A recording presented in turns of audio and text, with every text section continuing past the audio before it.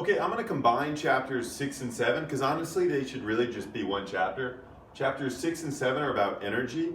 So what is energy? Energy is really tricky to define precisely without getting into really complex subatomic physics or philosophy.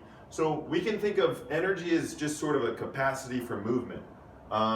You should notice a few types of energy just right off the bat. So kinetic energy is energy of movement. So anytime something moves, that is kinetic energy. Gravitational potential energy is when anything is given a height. And elastic potential energy is energy that's obtained from compression or stretching of a spring. So what's really important is that these three are what we know as mechanical energy.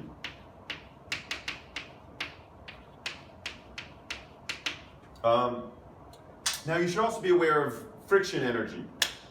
Friction energy is the energy acquired through friction, which is basically just heat loss to the environment. So if you rub your hands together, that's friction. And what you notice is they get really hot. And that's, again, friction energy is essentially heat that we lose to the surrounding air.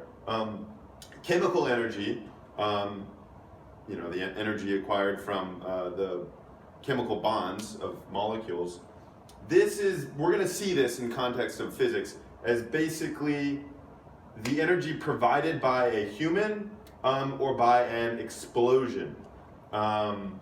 So if I throw this, I am putting chemical energy into the chair, and I'm converting chemical energy into kinetic energy. An explosion would be a pretty similar thing. So friction energy and chemical energy, we're going to see this in the context of work. I'll explain work a little bit more in a second. Then of course there's several other types of energy. Photoelectric energy, thermal energy, which is kind of heat, electrical potential energy, and we're not going to worry about this so much for chapters 6 and 7, though you will definitely see them a lot in physics 2. The most important thing to know about energy, the thing that I'd want to leave you with for the intro, is that energy is transferable. So yes, it's hard to define, you kind of know it when you see it, but energy is completely transferable. So this has no energy, this eraser.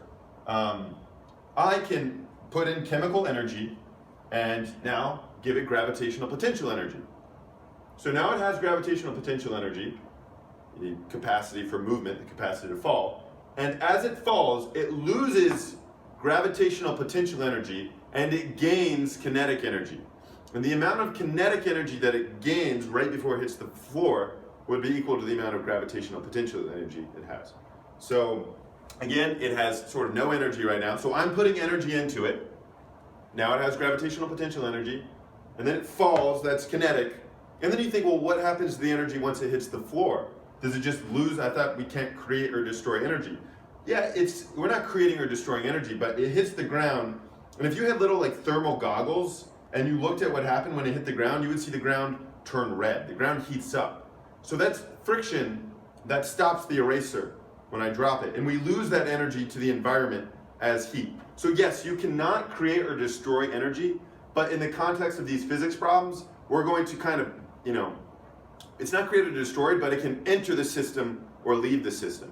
So right now there's no energy in the system. I can put energy in the system with chemical energy, and then it can leave as friction energy, as thermal energy out of the system. So let's talk a little bit more about work. Actually, before work, let's talk a little bit more about mechanical energy. Okay, so we talked a little bit about mechanical energy, but let me just fill in the blanks a little bit more. There are three kinds of mechanical energy we will deal with. Kinetic energy, when things are moving. Gravitational potential energy, when things have a height. Mass, gravity, height, 1/2 mass, velocity. So it's important to note this eraser is not considered to have a height here, because technically it's on the ground. So here it has a height of about 1 meter from here to the floor. Here it does not have a height. So we're talking about the height from the nearest ground object. And elastic potential energy, so this is the compression of a string. So these potential energies are sort of the potential to move, while kinetic energy is something moving. Okay, work is a really confusing concept, largely because it's defined in so many different ways and formulas. There's arguably three ways to define it. The first one is that work is the change in kinetic energy. This is often going to be true and it's going to work out, but I would recommend just not thinking about it like that. That won't always be true. So the second way you can think about it is work is the force times the distance cosine theta. Cosine theta basically just means make sure that the force is in the same direction as the distance. So in most times, cosine theta is going to, be 1, in which case you can often ignore cosine theta. So for the most part, work is equal to force times distance, provided that the force and distance are in the same direction. If they're in opposite directions, it's essentially a negative value. And the last one, the most helpful one, which we'll elaborate a bit more in a minute with our super formula, is that work is the final mechanical energy minus the initial mechanical energy. And really the best way to think about it is this third way. So work we can think of as the transfer of energy into or out of our system. So my eraser here has no energy, and now I gave it 100 joules of gravitational potential energy. That is work that I put into the system. The system is our problem. It's whatever we're really talking about. So there was, I'm not really part of the problem. The problem is the eraser. That's the scenario. And I gave it energy. I did 100 joules of work. It now has 100 joules of gravitational potential energy. Similarly, if I give it 100 joules of kinetic energy and it stops, friction must have dissipated that 100 joules of kinetic energy out into the environment, which is not considered our system. So work is the transfer of energy into or out of our system. It's just an exchange of energy, chemical to kinetic or kinetic to potential, etc. Okay, I promised you a super formula, so here is our super formula. It's basically just the conservation of energy. Energy before equals energy after. More specifically, the initial mechanical energy plus work is equal to the final mechanical energy. Let's look at a problem and see how this would be solved. So we have a 10 kilogram block being pushed to the right by a human, by me, with 100 newtons of force. And it's starting from rest. There is no friction, it's on like ice or something. And eventually I'm pushing it enough so that it's moving 10 meters a second to the right. And I want to know two things. What is the work that I put into the block? And what's the distance? How far must I have pushed that block for it to go 10 meters? Well, super formula. Super formula should always work, right? So let's see what this looks like. What's our initial mechanical energy? Well, we have three types. Gravitational, none, doesn't have a height. Kinetic, none, it's not moving, initial velocity is 0. And elastic potential, well, there's no spring in the problem, so immediately you're not even going to think about elastic potential energy unless you see a spring. So the initial mechanical energy is 0, plus the work, right? The work done by me, plus work, push, or work human, whatever you want to call it. That's what we want to know. That's the initial question. This is equal to the final mechanical energy. Well, again, elastic potential energy, none, there's no spring. Gravitational potential energy, there's no height, it's on the ground. It does have a velocity, so it has its only mechanical energy constituent is kinetic energy. Kinetic energy is 1/2 the mass, which is still 10, times the velocity squared, which is just 10 squared. This work push then is equal to 5 times 100 is 500. The work is equal to 500.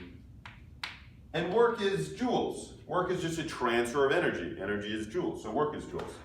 So the work that I put into this 10 kilogram block is 500 joules. Okay, well how far did I push it? What's the displacement from here to here? Well, remember, we have our second work formula. Our second work formula essentially states that work is equal to F times D. Yes, cosine theta, but we ignore cosine theta in cases where it's clear that the distance that it moves is in the same direction as the force. So cosine theta is just 1. In this case, I know the work, it's 500. This is equal to the force, 100, times the distance, or displacement, delta x. and that gives me 5 is equal to D. So 500 joules in 5 meters. Okay, slight variation to that question. Now there's friction, right? Before it was frictionless, mu was equal to 0. Now mu is equal to 0.1. Also, if I'm talking about it, I'm not specifying whether it's static or kinetic, but if I'm talking about it moving, we automatically assume that the mu they give us is mu kinetic. So I'm pushing this block with 100 newtons to the right, just like before. I push it 5 meters, just like before, and its final velocity is still 10, just like before. So the only difference is now there is a frictional force. And if the box is moving to the left, that means friction is going to be moving. Sorry, if the box is moving to the right, that means friction is moving to the left. So force friction. Well, we know that force friction is equal to force normal times mu. Okay, well the force gravity, to our free body diagram, force gravity is 98. Force normal counters that, also 98. So the force of friction is equal to the force normal, 98, times our mu, 0.1, to give us 9.8. So the force of friction is 9.8 to the left. Again, the friction is trying to oppose the movement, that's why it's to the left. If I had pushed the box to the left, the force friction would be to the right. And great, that's our force friction. Now, let's analyze this in terms of energy, now that we have our free body diagram. Again, it's mechanical energy plus work equals mechanical energy final. Well, we don't have any mechanical energy initially. This thing's not moving initially. So then what's our work? Well, there's the push. I am transferring energy into the system by pushing it. And then the friction, right? Friction is just like heat, right? The ground's heating up, and we have energy kind of dissipating up into the sky. It's leaving our system. So we're losing energy due to the friction. So we have a work push plus a work friction. We have two different works. I'm putting energy into the system. This is taking energy out of the system. And this is equal to the final mechanical energy, which is just, it's only moving. There's no height or anything, so it's still just 1/2 mass velocity squared. Okay, well I have two variables. I can't solve this. I should go home, right? No, I'm not going to go home. I can figure out the work done by friction another way. I can just say that, you know what? Work is equal to force times distance. Okay? Well, this force, this frictional force, is going in which direction? It's going to the left. And now the distance is going to the right. So they're going opposite directions. So one of them has to be negative.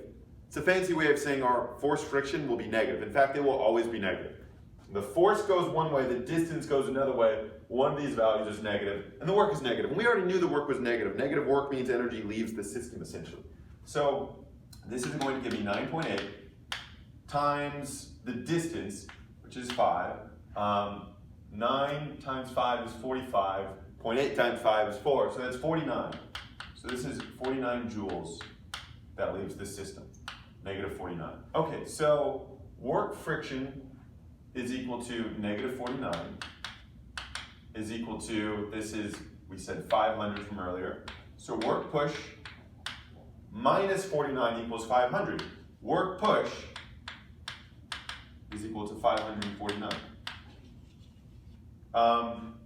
And this,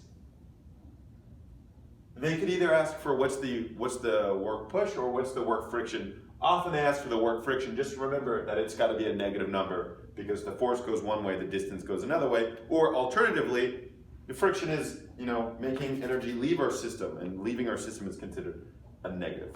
So that's how you would deal with this if you have friction, which you often will. Okay, problems can often be solved using work-energy theorem or Newtonian mechanics. So often you'll have two different ways to solve a problem. So if you suck at one way, use the other way, use the backup. Work-energy theorem, fancy term for our conservation of energy, or energy super formula. Newtonian mechanics, we did this last chapter. Force super formula. The sum of the forces, free body diagram, is equal to the mass times the acceleration. So if one way doesn't work, use another way. And sometimes one of the ways will be easier than the other way, but I want you to be able to do both. So we're going to solve the same problem using both of our super formulas. This one from chapter 4 and 5, this one from chapters 6 and 7. Okay, so they'll tell you often that there's no friction by saying that it's a smooth surface, or that there's no friction, or that mu k or mu s is equal to 0. So we have no friction. We've got a 10 kilogram box on a slope, and the slope is angled at 30 degrees, and it's 20 meters vertically high. Now, the box starts from rest, velocity is equal to 0. But it's going to slide down because there's no friction, and I want to know what its final velocity is. So most of this is a recap. We've done this before, so let's quickly run through this. The force of gravity here is equal to 98, m times g, right? But that can be broken up into force perpendicular and, get out of here, 20, and force parallel. So this is mg sine theta, in other words, remember also that this is 30 degrees, same as this. So this will be 98 sine 30, which is going to give me 49. It's always half of the 30, half the hypotenuse when it stops at 30. And just because I'm really smart, I know this is about 85. Okay, well that means that the force normal is 85.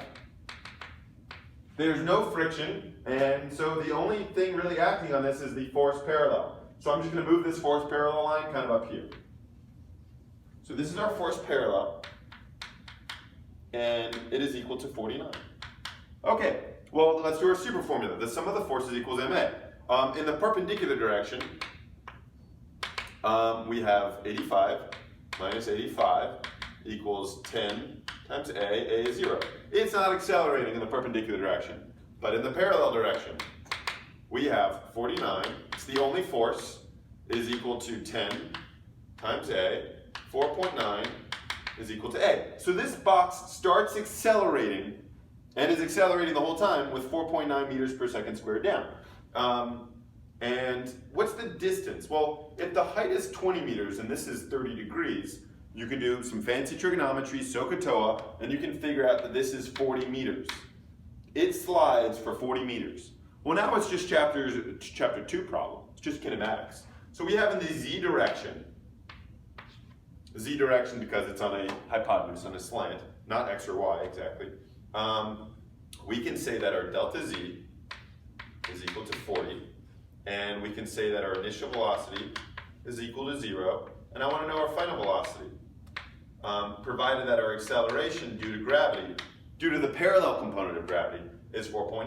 Well, I have 3 variables, so I can solve for this. So I'm going to put this in this formula here. V final squared is equal to V initial squared plus 2a delta z. V final, I don't know. V initial is 0. The acceleration is 4.9.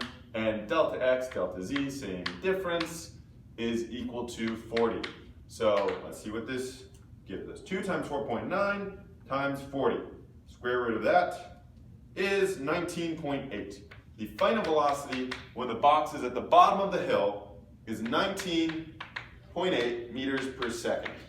Okay, cool. That kind of took, I don't know, that took like 2 minutes, and that was me knowing a lot and going really quickly.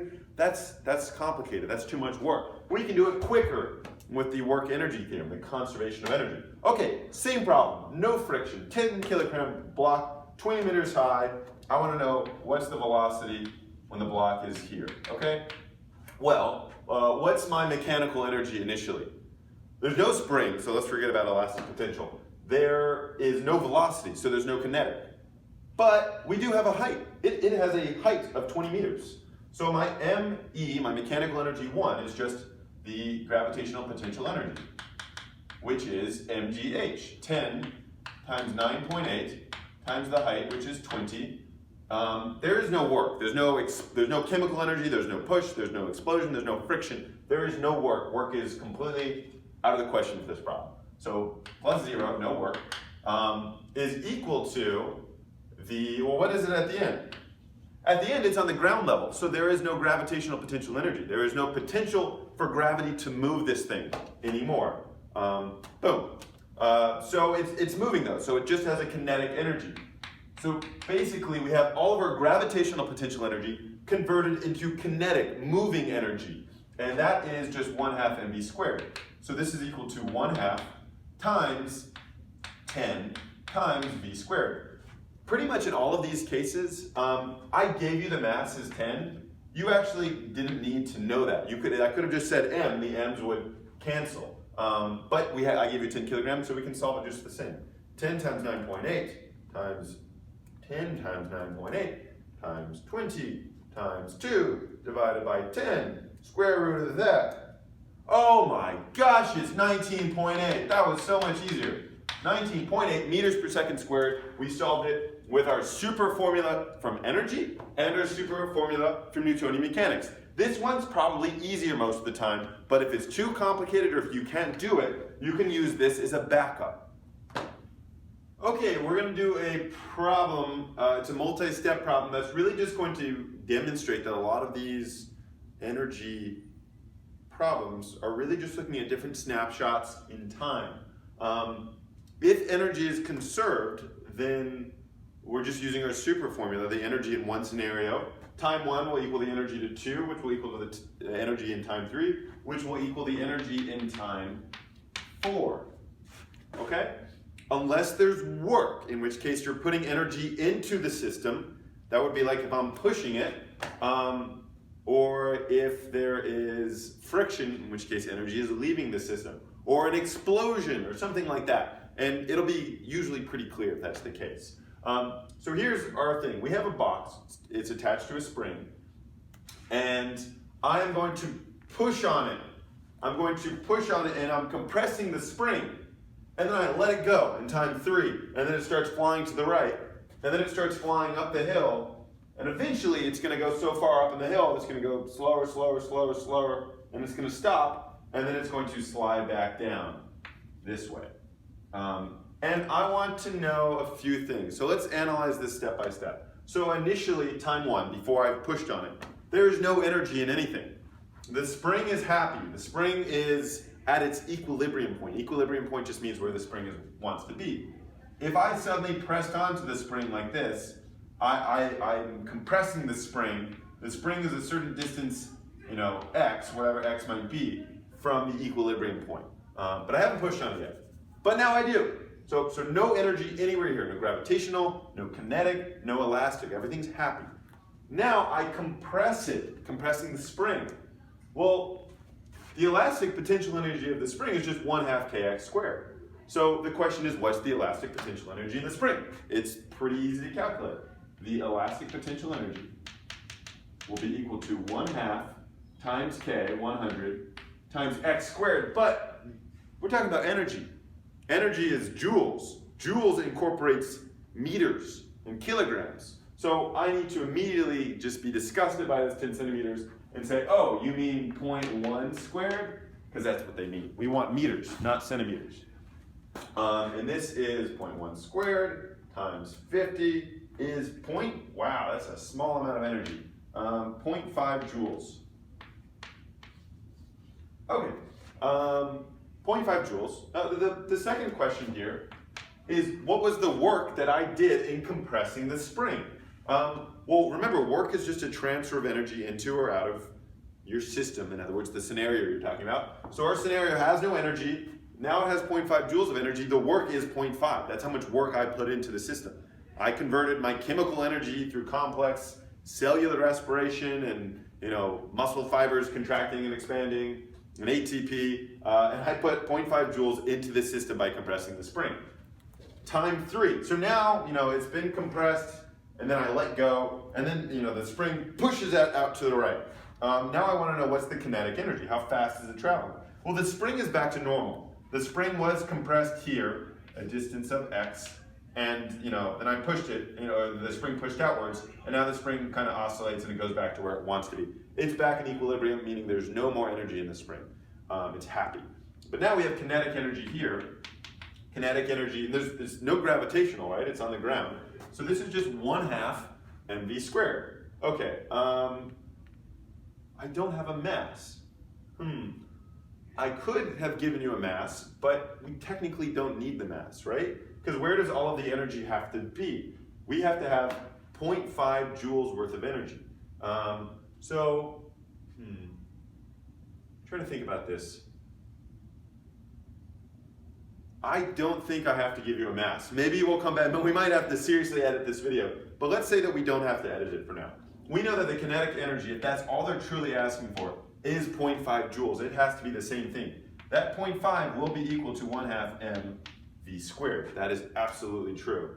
And now let's look at this last part. They want to know how far up the hill it went. So basically it goes up the hill, now it has kinetic and gravitational, and it eventually comes to its highest point, and then it slides back down.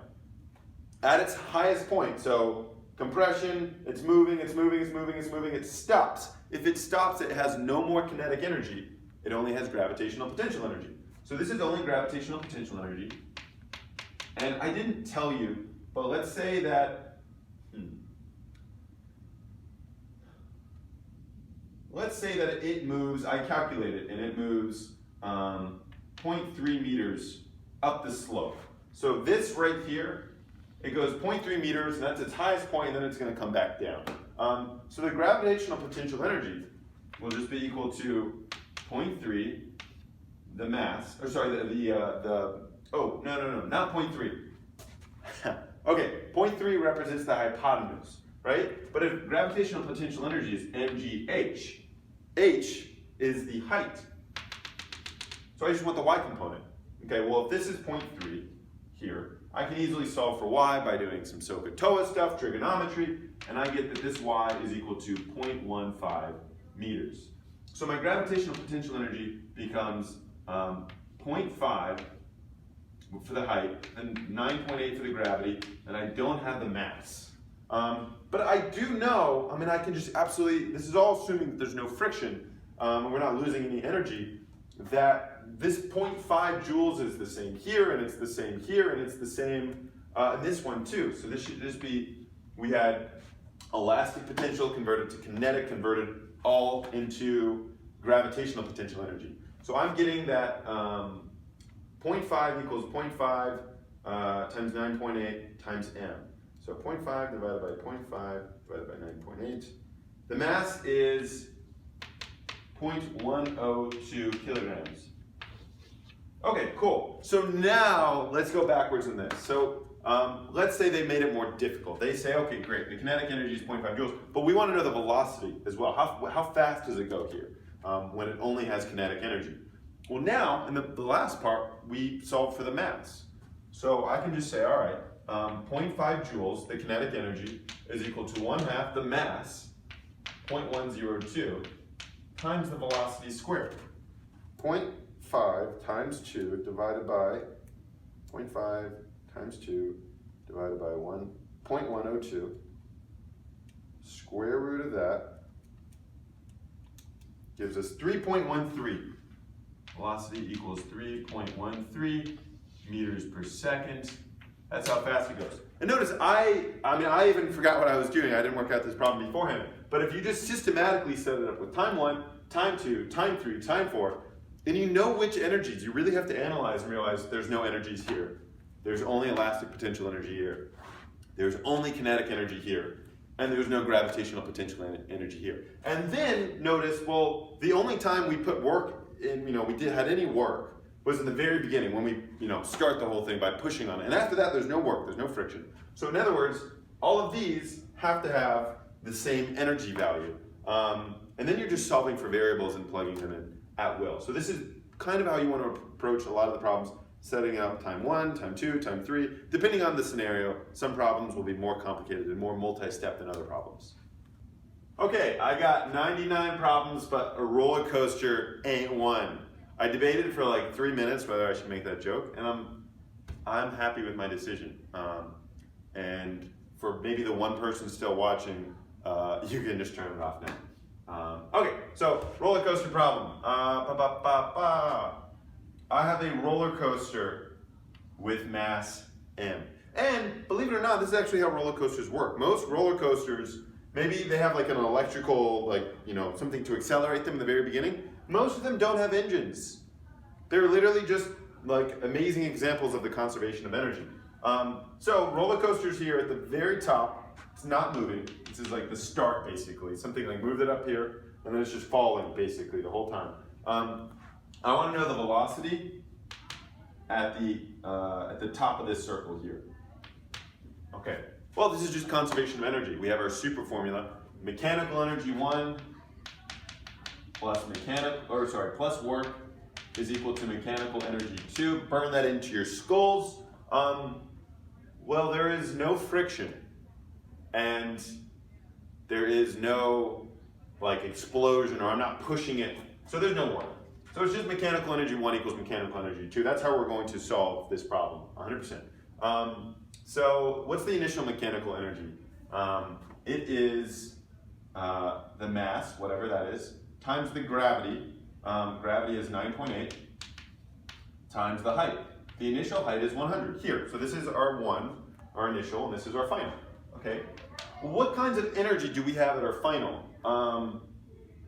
We have a kinetic energy, probably moving, right? If it's not moving, it's just going to stop. So it's got a kinetic energy, and it still has a height. It is literally, it's in the air.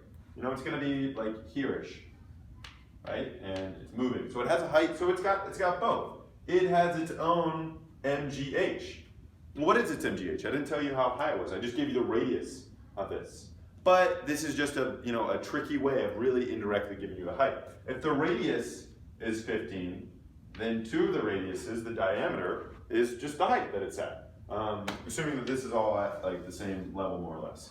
So this is equal to m times 9.8 times the height being 30, okay, plus 1/2 the mass times the velocity squared. Oh no, I have 2 variables, the mass and the velocity, but the mass shows up everywhere.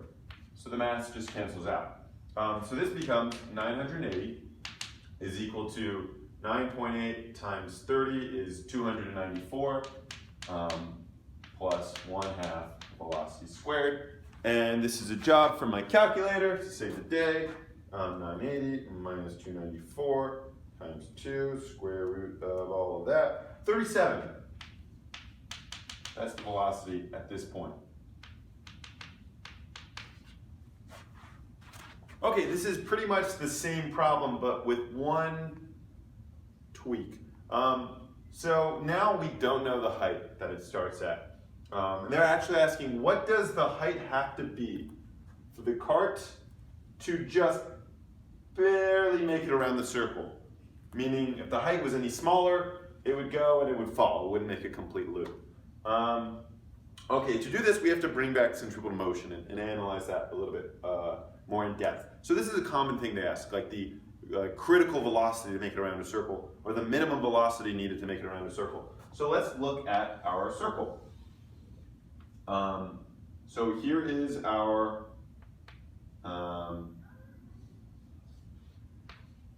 roller coaster. And it goes like this and like this. And remember, the force centripetal is a net force that always points towards the center. Net force meaning it's made up of other forces. So at the bottom we have a force gravity here and a force normal here. And here, weirdly, the force gravity and the force normal are going in the same direction. And so we can say that the force centripetal is equal to the force normal plus the force gravity. Now, if you're going really, really, really fast, your force normal is going to get bigger and bigger and bigger and bigger. And if you go slower and slower and slower and slower, your force normal gets smaller and smaller. So technically, the minimum velocity needed to go around the circle is the point at which your force normal is 0. Essentially, you're not in contact. You're just losing contact with the track. So anything less than that and you would fall. So force normal is 0, basically. In which case, we can say that the force centripetal is equal to the force gravity. That's mv squared over r is equal to mg. Or if we just rearrange this a bit, the m's cancel, we multiply it by the r and take the square root, and I get that the velocity v crit, or v minimum, is equal to the square root of r times g. Okay, that helps a bit. So now I can figure out v min now that I better understand what they mean when they say the minimum velocity to just make it over. V min is the square root of rg, we know the radius is 15 meters.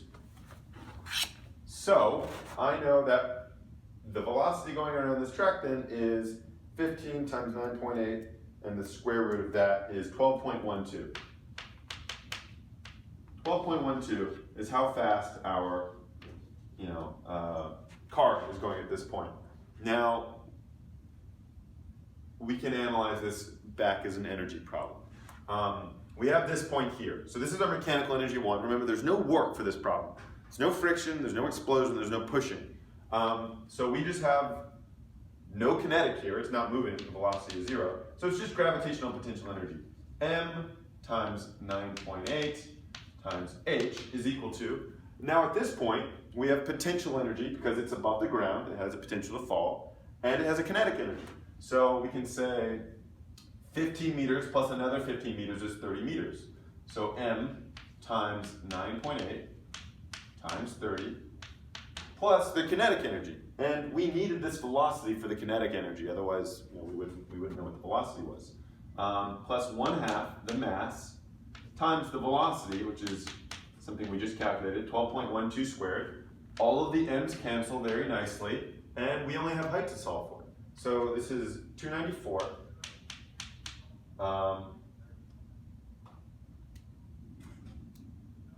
plus 73.5 divided by 9.8 is equal to h. And what is that? This minimum height is 37.5 meters. So anything more than 37.5 meters, it'll go safely around. 37.5 is the minimum it needs to just barely make it over. And anything less than 37.5, it just won't be moving fast enough to make the complete circle. Okay, so we have another Pulley problem. Remember that a lot of these problems can be solved with Newtonian mechanics just as easily as they can be solved with energy. Seeing this as the energy unit though, we're going to solve it with the energy theorem. So we really just want to analyze everything and apply it to our super formula. So this is the resting state. And we can assume what would happen. So this is a 5 kilogram block attached to a pulley, attached to a 2 kilogram block. I think just basic intuition would tell us this thing's going to go down and that thing's going to go up because this thing weighs more. So that's probably what's going to happen. And now we just want to see, and there's no friction and no one's pushing in it. So there's no work for this problem. We could ignore work. So it's just the initial mechanical energy is equal to the final mechanical energy. Well, what is the initial mechanical energy? We just need to analyze every single thing in the problem. This, let's say they tell us, is 2 meters. Now, this is not moving and this is not moving. So there is no kinetic energy in this problem. There's no kinetic energy for the 5 kilogram block, and there's no kinetic energy initially for the 2 kilogram block. Now, what about a potential energy? Well, this is on the ground. So there is no potential energy here. So there is no gravitational potential energy for the 2 kilogram. So the only initial energy we have is the height, the gravitational potential energy provided by this 5 kilogram block. So we can just go ahead and say then that it's 5 times 9.8 times, and 2 is something they would have given you beforehand, times 2. Okay, so that's all the initial energy. And again, there's no work, nothing exploded, no one put energy into this, and it's a frictionless pulley. This will be equal to the mechanical energy after. So if we imagine what's going to happen after, well, if this goes down 2 meters, that's going to go up 2 meters. So afterwards, it's going to look kind of like this. So this is 5.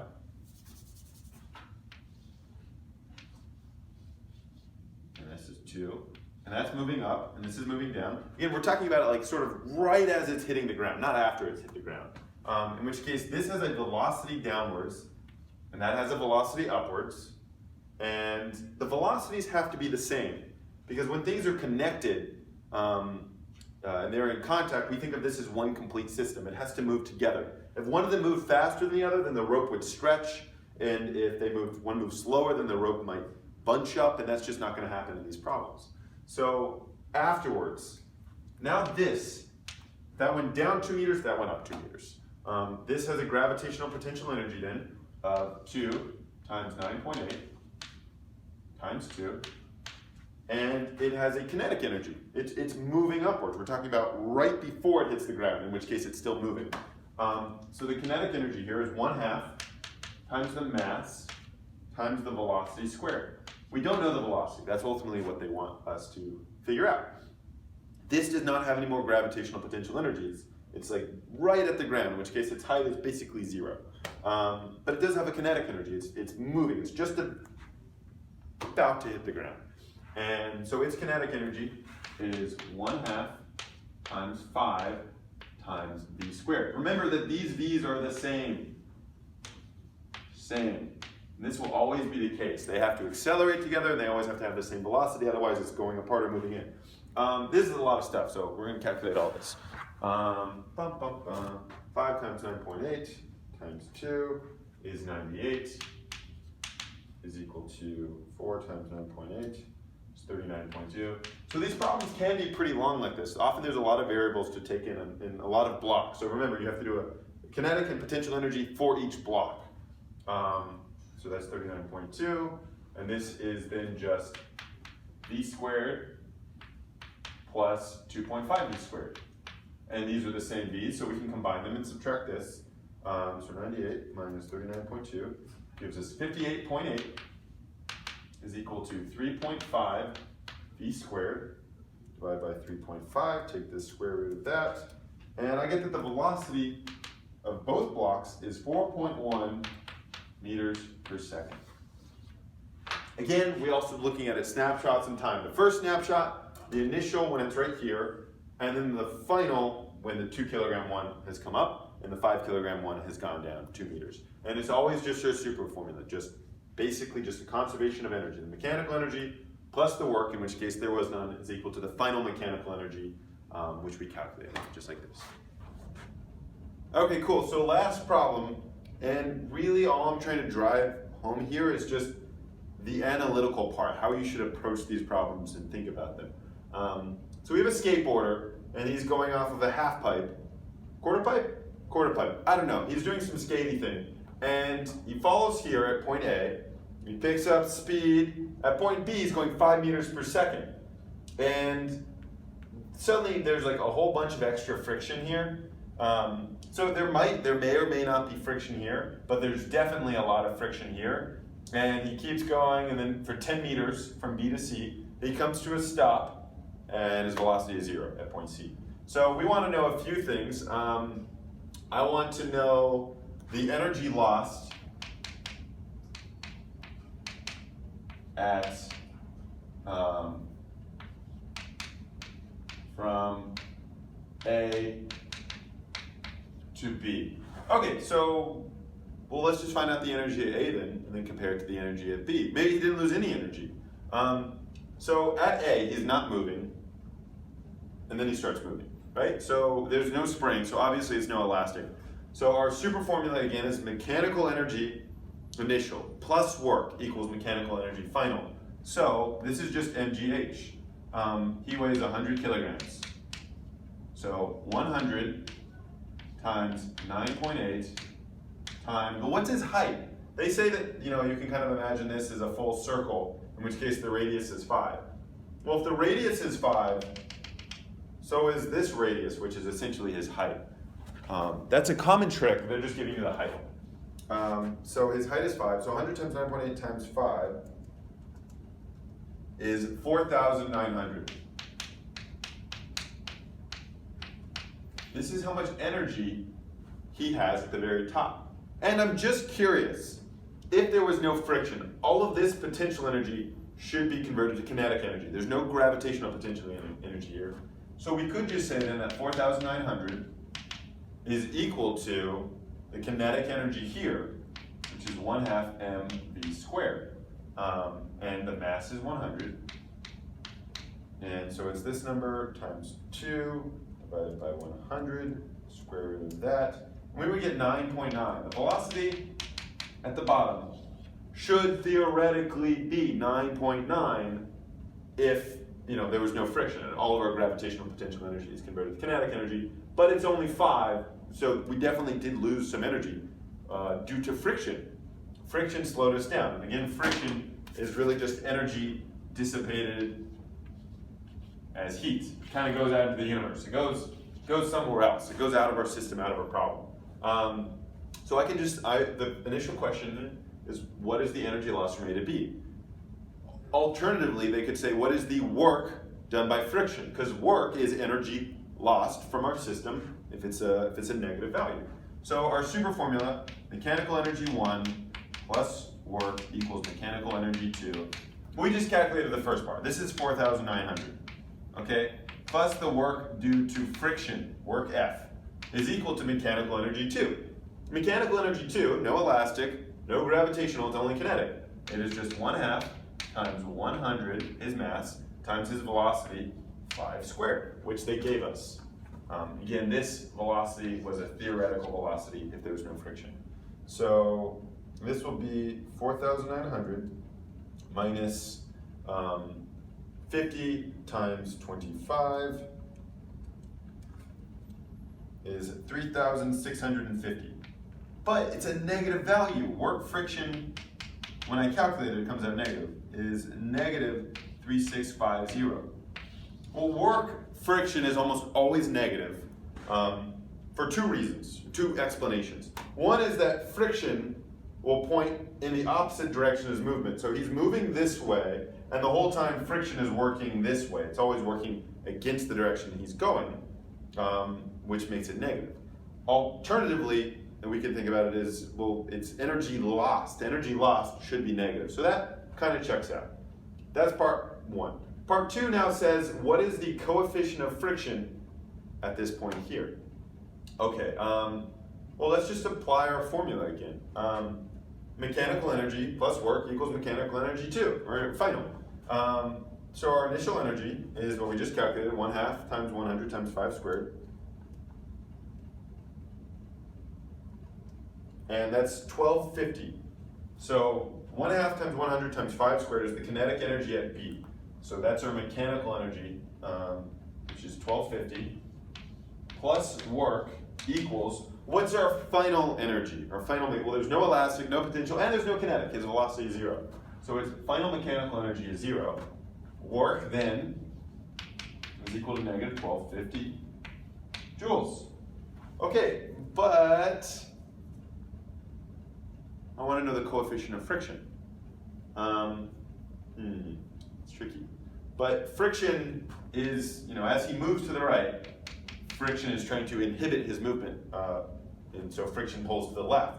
Well, remember that the alternative formula for work is that work is equal to force times distance. Technically cosine theta, but I just kind of want you to know if it's in the same direction, theta is 1. If it's in the opposite direction, cosine theta is -1. So if friction goes to the left and he's moving to the right, that means it's going to be a negative value. So I can say that this work, negative 1250, is equal to the force of friction times the distance. And the distance is just 10. And so this divided by 10 is negative 125 newtons is equal to force friction. Why would it be negative? Just because force friction is going to the left, and it sounds like we're saying to the right is positive. But that's still not done. They want to know, what is the mu? Well, we're just going to take it one step further. His force gravity, he weighs 100 kilograms. His force gravity is 100 times 9.8 is 980. So his force normal is 980. And let's take this over here. We know, so force friction being 125 or negative 125 is pretty similar. If we say negative 125, we're just being really like, it's technically going to the left. But we can just leave it as 125, and it won't really affect this so much. Force friction is 125 oriented to the left, or I could just say negative 125, which is saying basically the same thing. Well, this is equal to the force normal times mu. So 125, we just calculated force normal, it's 980 times mu, and 125 divided by 980 gives us 0.128. Remember that mu is usually between like 0.1 and 1, so that seems like a good value. That's not the same mu for A to B. You could calculate the mu for A to B if you want and compare them, but the question is just asking for the mu from B to C, and it is 0.128. And again, to do that, we knew the energy at this point was 1250. The energy here was 0, which means the energy that left our system was 1250. We had 1250, we lost 1250. What made us lose that energy? Friction. Friction sent it out off into the environment as heat. And well, then that's the work done by friction. And we know that work is equal to FD. So we said work is equal to force friction times the distance. And that gave us the force of friction.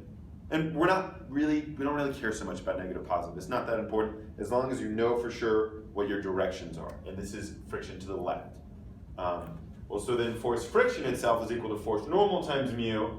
So 125 is equal to, we calculated the force normal is 980 times mu, and we solve for mu is 0.128. That's energy in a nutshell. It's this super awesome mechanical energy 1 plus work equals mechanical energy 2. You just have to analyze what's the energy here, what's the energy here, what's the energy here, and that's pretty much it. Yeah, that's the secret. I bet you thought I forgot about power, didn't you? Power is basically a quick side note. Two formulas for power. Power is equal to work over time. I make that distinction between W and work because confusingly, power's units are W, but it stands for watt. So don't confuse the W for work with the W for watt. So in the same way that work is measured in joules, J, power is measured in watts, W. So power is work over time. So if I have a box, a random box, and I transfer 1,000 joules of energy into the system. In other words, I give it 1,000 joules worth of kinetic energy. My work is 1,000. Let's say it takes me 5 seconds to do that. Well, you would just say then 1,000 divided by 5, you would say that the power was equal to 200 joules every second, which is 200 watts. 200 watts, 200 joules every second. Also, sometimes they use horsepower. Horsepower is another way, it's just a conversion factor away from watts. In the same way that we have pounds and kilograms, horsepower and watts. Another less common, but you still probably have to know it, way to measure power is force times velocity. So if I have another different box, and I push on it with a constant 100 Newton force, and the velocity is a constant 10 meters per second, I could just say, okay, then the power is equal to 100 times 10 is 1,000 watts, 1,000 joules per second. And by the way, the light bulbs that are in rooms that you screw into your bathroom and things like that, if it says 80 watts, it just means that that light bulb uses 80 joules per second. If another light bulb is 60 watts, it uses 60 joules per second. If something uses 80 joules per second, it is going to be brighter than something that uses 60 joules per second, etc. Okay, now we're done.